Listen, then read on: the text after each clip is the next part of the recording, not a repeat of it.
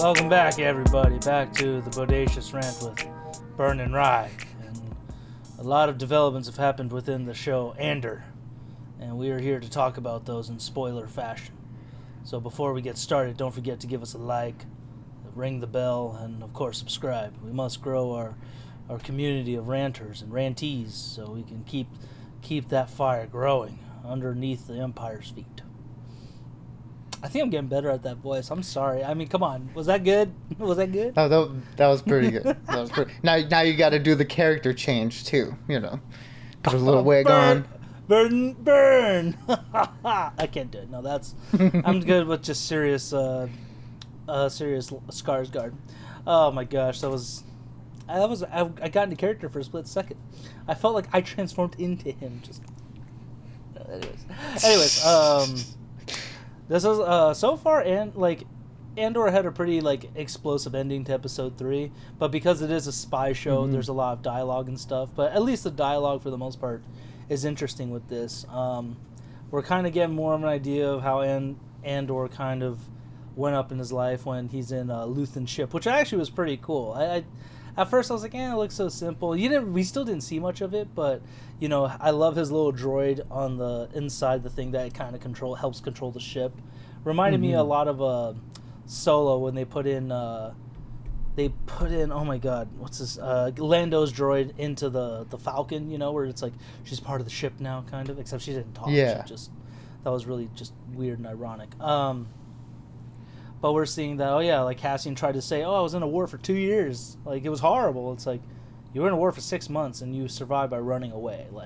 You were a cook. Yeah. Kind of like a Tropic Thunder moment. Just, were you in the fucking service? Of course. Coast Guard. Sanitation Department. Oh my God. But I guess, hopefully we'll see, a flashback of that a little bit more, because there's got to be a little bit more to it than that. He had to have seen something for him to still be kind of parading that, unless he was just testing Luthen. I wasn't sure on that one, but...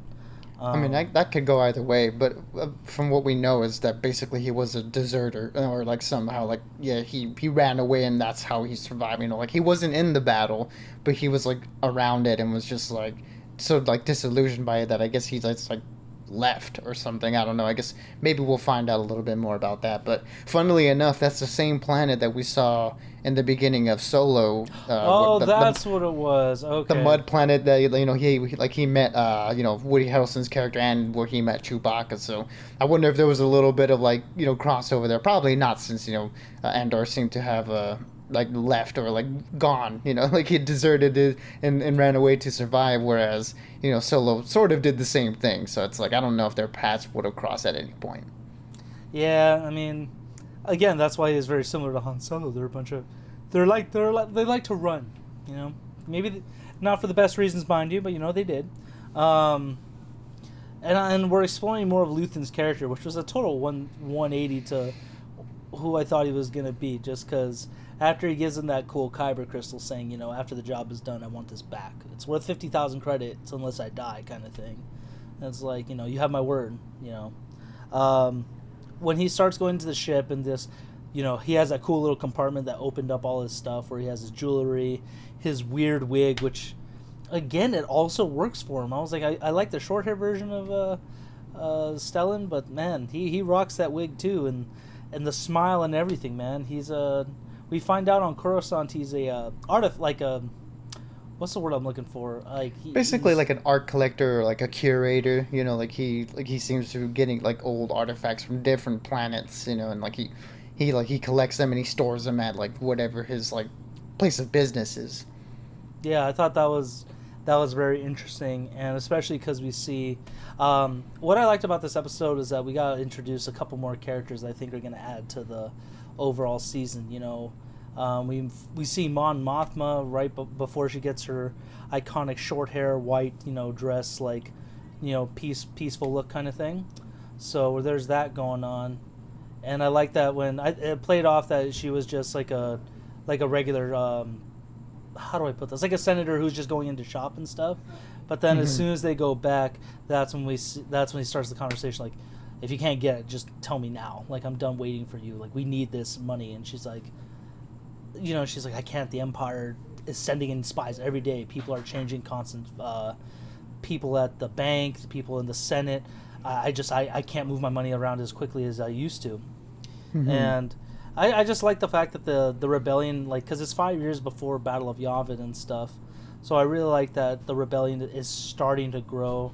Which, I mean, I was talking about that last episode, and I realized, like, in Solo, Emphas Nest, I forgot that character. I almost forgot what that character's name was, but they kind of started the rebellion, like the beginnings of it. So I guess this is still very underground kind of thing, not as open as they were in the trilogy. Yeah, I mean, because the Rebel Alliance, and I really did like that Rogue One, delved a little bit more into it. The Rebel Alliance is really just an alliance of different, like, rebel, like, factions from around the galaxy. So they're popping up in different sections, and supposedly, I guess, unite under this single rebel banner that we see, and by the beginning of A New Hope. So yeah, that was kind of cool to see, like, how, like, different factions are, like, coming together. And I guess for this particular one that I guess Luthen is sort of building up, it's interesting to see that Mon Mothma is, like, the one sort of funding his efforts and stuff. So one of the great things that the show has done and continues to do in this episode is when characters meet each other and the way they talk to each other, there's so much history behind them. Like, we're sort of, like, coming into it, like, in the middle, and these characters have already been around and active and have history with each other. So with him and Mon Mothma talk in secret in the back of his work, it was pretty cool to see, like, okay, like, these two already know each other, and they've been in this business of funding, like, different rebellions or bringing up different, like, rebellions around the galaxy. So I thought that was a really cool detail. Yeah, and so far the conversations have felt, for the most part, pretty organic. I haven't felt like like their dialogue has been forced, like, because some shows, when they're doing that, it comes off like, oh, you remember that time we did this? Yes, it was tough times. I don't want to talk about that. Okay, we got that. It kind of like in Super 8, where they're like, oh, those are tough times, I don't want to talk about it. Okay. Did you also catch the other cool reference in his little art shop kind of thing, his little artifacts room? Let's see, the couple things that I noticed was, like, Plo Koon's, like, breathing like, apparatus thing. I did see, like, a Mandalorian Beskar, like a chest plate there too, but the other one, I mean, I think it's the one that you're talking about, but it's what apparently looks like Star Killer's Sith Lord helmet from the Force Unleashed game, the DLC. In particular, where he becomes like a Sith Lord, and he has this, like, breathing, like, mask and stuff, sort of reminiscent of Vader's. That's what that kind of looked like, at least. Yeah, I was gonna say that was a cool thing. I did not catch Plo Koon's mask, God rest him, or the Beskar. So, never mind. I thought I had a cool bomb, but Bernie, you just dropped 3. So, thanks. there was also a Gungan shield too from Episode 1, which I thought was kind of funny. Good God, I couldn't pay attention to all that. I apologize. I'm so bad. I watched it twice, so I paused it, the second time around, because I was like... You're just like... Yeah, exactly. It was just like, what is You pulled a Tim Allen moment, just, what is this? But, that I really like that scene. And then before he went back to Coruscant, I like that he just kind of dropped him off with this rebel faction ran by this woman. What was her? Vel. Vel. Okay, no, I'm thinking of the other person. We'll talk about that in a second, but... I like that Vel and her group of rebels are very, they're, instead of doing, like, a bank robbery on not a bank robbery, but, like, a robbery on, like, a payroll for the Imperial quarter, like, sector. Instead, she made it seem like, no, we're going to rob the garrison. Like, we're going to seize that armory or, hit them. And it's like, whoa, I thought we were hitting the payroll. It's like, no, we're doing... No, they are hitting the payroll. It's just that the garrison is like a 40-man garrison is protecting it, basically, and it's basically a suicide mission. But I thought it was interesting because Vel, and then another actor we see, the sort of the leader of, like, the intelligence force for the Imperials. They're both from Game of Thrones. Like, she was the Wave in Game of Thrones, the one that was torturing Arya on behalf of the maskless man or the faceless man. Was she? Oh shit! I was like, I recognize her, and I looked her up. I was like, she was the one that kept picking on Arya. That bitch. As well she should. Arya was a little brat. She had exactly everything coming to her. Okay. But and then who's the other guy? Well, are you talking about are you talking about the old guy, the leader of that? Were these the Grand Maester? Yeah, Maester Python or Kyburn. Kyburn, that's what it was. God, Yeah, yeah, he was a freak in that show. yeah, he was. Quite a Frankenstein, Dr. Frankenstein, that one. So, and he's a dick in this one. I mean, just the whole Empire sucks. We're not really seeing a good side to them. Kind of neither should we. They're a very fascist, They're Nazis. authoritarian. Yeah, they're Nazis essentially. But we also got introduced to Dedra, who she's an up and coming officer trying to rise up in the ranks and stuff. And it was her star. I like that. I thought it was interesting that her a little what's that freaking thing called? The thing for the star roots and stuff like that. The I don't know, but that God damn it, I forgot what it's machine called. that Andor had in the last episode that he stole from an Imperial ship. Yeah, and it was apparently had something to do with her. So I'm curious to what she's trying to cover up within this and trying to get back. Like, what information does it have on there? So, very curious. And again, man, the cinematography doesn't fail in this episode. I really liked their walk back to the rebel camp. Just seeing those hills, the mountains, everything. It was very just scenic and peaceful. Almost like a calm before the storm. You know what I mean? Yeah, and that's something to be said about this series too.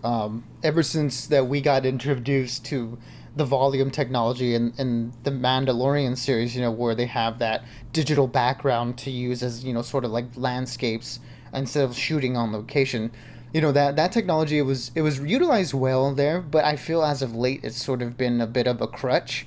And maybe some COVID has something to do with productions not being able to shoot on location as much due to a bunch of different factors. So maybe they've been sort of relied on that technology a little bit too much. But I think it just goes to show what shooting on location does. Like I don't remember exactly where they shot this world of Aldani that we see, bunch of like green landscapes, big mountains and stuff. But it goes a long way. It makes the world feel real, and when you see actors on a location, like it does a good job of immersing you there instead of like looking at it and be like, oh, you can tell that's kind of a fake background. Here they're interacting with everything, and it just goes to show like practicals are always better when you can do it. Yeah, I mean The Mandalorian has been solid. I do agree with that, but this is one of those shows that, man, you can't beat. You can't beat on location, and it's done very well. So it's not like using a lot of big cities or anything like that. It's fairly simple setups. So I'm really digging that aspect of it so far. But things are going in motion. This basically set up another, I think, a crazy action-packed episode, or a very intense episode next one, because they said, like, as the camp was very suspicious of him. I like that one of the actors was from the FX show Bear. He plays the asshole cousin in that one. I like that he's in it. Yeah, his name is Eben Moss Bachrach. Yeah, he was in The Bear as cousin Richie, and then Micro in the Punisher series. That's where I fucking knew it. I knew he looked familiar, so I was like, I'm like, is it Micro? I can't remember, but no. Yeah, he was amazing in both those series, and he's really good here too. Man, complete polar opposites. Like, Micro was just very kind of timid and chill dude, like just a little more paranoid. This one, like, and then in Bear, he's just the biggest asshole around. So yeah, total loudmouth. Very, very great acting so far. But I'm curious to see what's gonna happen. Is it gonna? I doubt it's gonna go successfully. Like any spy show, like if you've seen any good spy show or movie, nothing goes according to plan. So no, I'm looking forward to next one. I'm glad that we're seeing more of this, more like original trilogy / prequel trilogy characters kind of coming into play, and it's all blending very well. I think this one, and what was the other show we had? I'm trying to think. Not Book of Boba Fett. I don't know. Maybe this one is a pretty good tie between like the prequels and then the original trilogy. Mm-hmm. Yeah, it's a good one to like sort of bridge that gap and give us a little bit more context on what's going on with the rebellion and what is going on behind the scenes within the Empire. Like who are the big movers and shakers going on there. Not that we need to see them and sort of empathize or sympathize with them. That's not the case at all. But at least we get to flesh them out as villains outside of there's just being this big, just me bad, me want to kill good guy. It's like we're giving him a little bit more depth and a little bit more dimension, and that just makes for a more interesting villain and a foe that we want our heroes to go up against. And at the end of the day, win. Yeah, it is definitely fleshing out how much more evil that the Empire was, and how much more calculating and structured they were. Because because the original movies and stuff basically paint as Palpatine, Vader, stormtroopers with some admirals and stuff, and that's it. But now we're learning there's a whole security sector. We had the R&D from Director Krennic in Rogue One, and I like that they threw out that Scarif drop too, where it's like, they're sending building supplies to Scarif, so Scarif isn't completely finished yet until Battle of Yavin. So crazy stuff. But anything else we didn't cover in this episode, Bern, or anything that caught your eye in this at all? In like a little brief moment with Cyril Karn, the corporal officer that we saw in the first 3 episodes, who overextended himself. I thought it was an interesting detail how, like after he's been let go from his job in the Empire, sort of takes over jurisdiction of his sector, how he goes home to his mom. Basically, it's like that's very interesting to see. I'm very curious to see where this character goes in particular. Like, are they setting him up for like a potential turn to the rebellion side, or is he just going to be more emboldened and double down on trying to like win the favor of the Empire? Like, for him, I think it could go either way, just because we don't really know too much about him. It seems like we're going to learn a little bit more about his personal life in the next episode with him and his mom. So I'll be curious to see what's going on there with him. I don't know. What do you think? It could go either way, partially because both Cassian and him have had mother figures or maternal figures who are both in Harry Potter. Because she was in the first, True. She was in the Order of the Phoenix as the neighbor. I forgot the neighbor's name, but she's like, of course, Dumbledore sent me to look after you, Harry. You think you'd be by yourself out here? Like, you fool. Yeah. So I really like that casting for her, and for the brief second we saw him in. So it could be that I feel like it's going to turn more into just the descent into madness, that he's already failed the Empire, so he's going to do everything he can to make it right kind of situation, and in the end it may not matter. Or he could rise up and realize like the Empire's not all that great and decide to be part of the rebellion, maybe sacrifice himself for that. I don't know, but It'll be very interesting to see how his character turns out, for sure. Mm-hmm. And I guess to a bigger extent it'll be interesting to see who is like sort of an Imperial spy. We're getting a lot of from the side of people who are spying on the Imperials, with Mon Mothma and Luthen, and then that one of the crew that we see in on Aldhani, where he comes in and he's like giving him the rundown of everything, how he comes in like on his speeder, and it's as presumably he's the one that's been giving this group information on the garrison that they're about to basically take on. So it's like it'll be interesting to see like if there are any reveals down the line of someone who's an Imperial spy, someone who's on the other side of it. So that's this being sort of like a spy, political thriller. It'll be curious to see like who's the one that turns, or like who's the one like that's revealed to have been with the Empire for the whole time. But yeah, I just want to know how deep the rabbit hole goes. I mean, if anything, this show is definitely going to set up a big betrayal at some point, especially just because Andor doesn't trust anybody, especially in Rogue One, where he's very suspicious of everybody. He's basically ready to kill everybody if he needs to at the drop of a hat. So we will have to see. Unfortunately, we got to wait another week till the next episode. A lot of good call-outs for this one, a lot of good, Easter eggs and stuff, but until next week, guys. Again, we got more She-Hulk coming out this week. Rings of Power. Smile comes out, along with the Billy Eichner movie Bros, which I'll probably go see because I like Billy Eichner and the cast looks hilarious in it. And we also got House of the Dragon coming out this weekend. There's more House of the Dragon coming out. So until next time, guys, as always, stay bodacious and keep on ranting for the both of us. Absolutely, everybody. Be good, be safe, and as always, we'll catch y'all on the next one.